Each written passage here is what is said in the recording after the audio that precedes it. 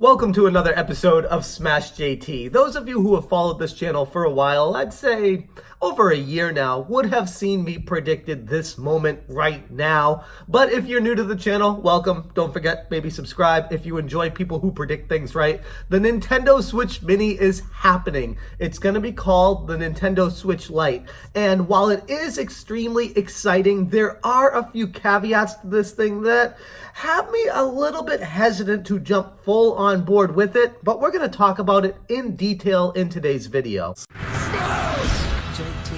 First announced by Nintendo UK, the Nintendo Switch Lite is a smaller handheld only portable that will be released this fall, more specifically September 20th, priced at $199.99 USD. The Switch Lite will be cheaper than the standard issue Switch that goes for around $300, but I have seen that thing on sale for less, or at least coming with a game packed in at that price. It's a smaller piece of hardware compared to the regular Switch, measuring 4 inches high and 9.4 inches long. The Switch Lite is 3.6 inches high and 8.2 inches long.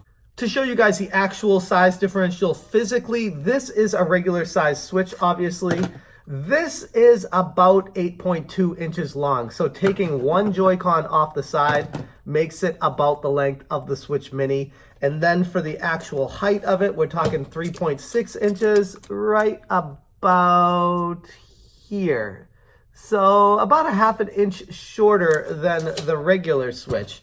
Honestly, it's not that mini compared to what the actual Switch is for size.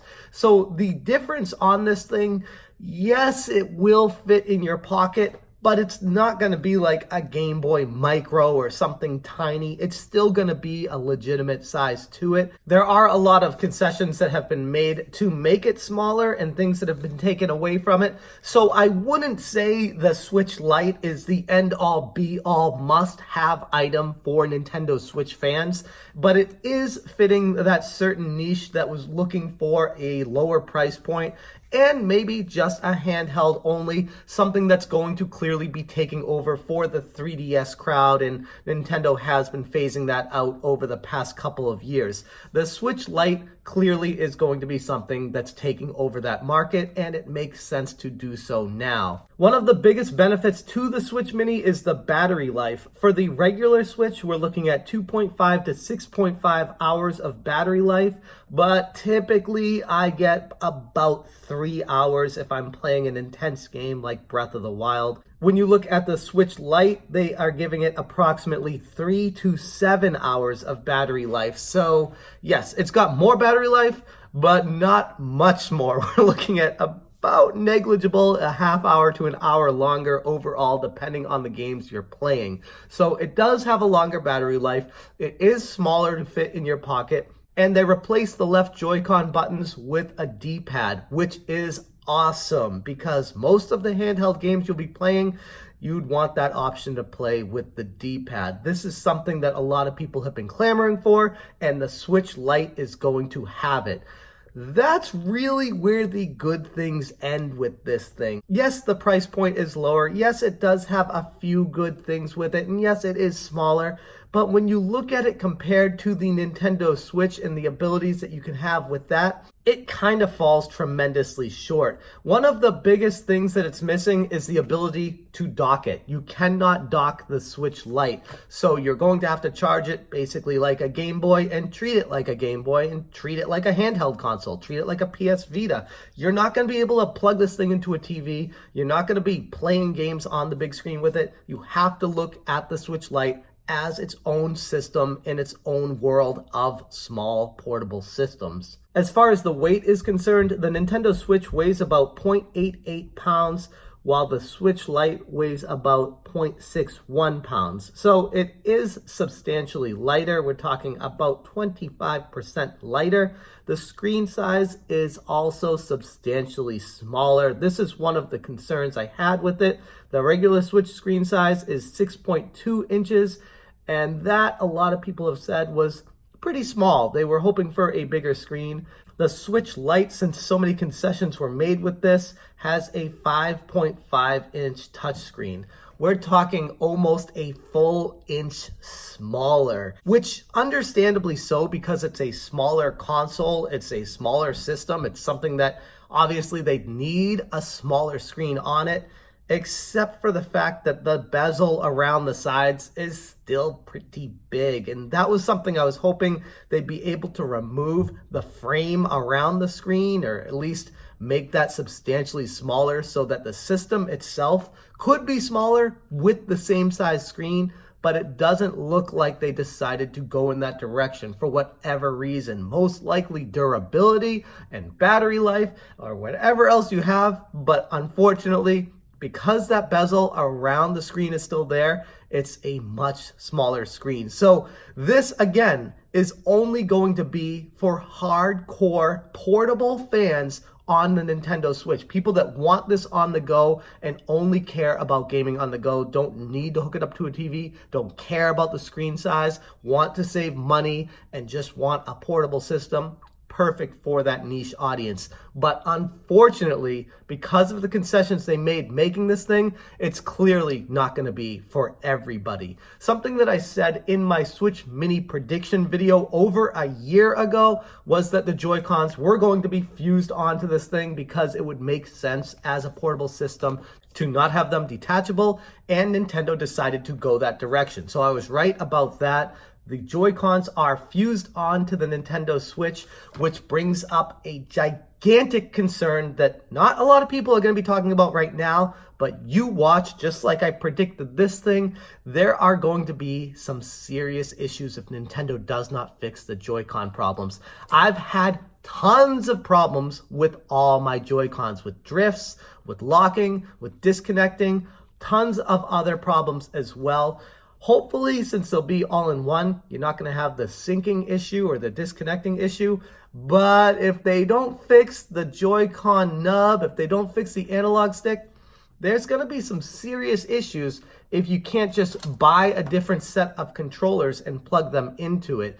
If it's an all-in-one system and you start getting a drift, that is going to be an expensive fix. So I don't want to go overboard with concerns on this. I'd like to think Nintendo addressed them when creating the Nintendo Switch Lite, but it's something definitely concerning. And if Nintendo did not address it, they're going to have a ton of systems being sent back to them, complained about, warranties being used, problems with these things, because like I said, with the original Switch, you could just disconnect the Joy-Cons, buy a new pair, and plug them into it, and it would be fine.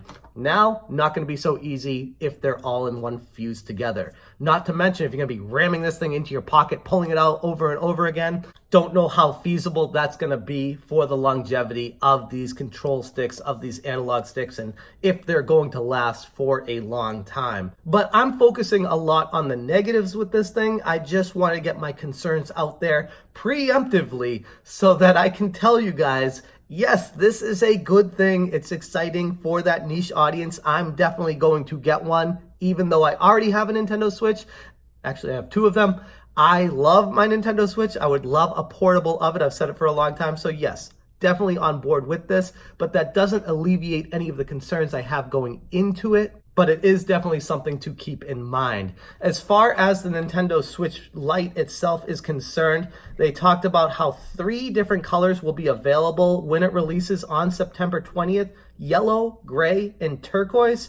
And while a lot of people are talking about those, I also want to inform you guys that Nintendo also revealed special Pokemon edition of the newly announced Nintendo Switch Lite systems.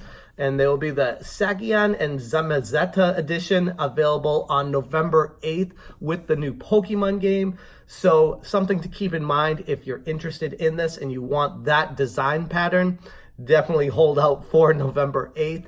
As far as September 20th is concerned, they didn't announce any bundles with this. They didn't say any games are coming with it. But do keep in mind that is the same day as Link's Awakening Remake coming out for the Nintendo Switch, which was a portable game originally.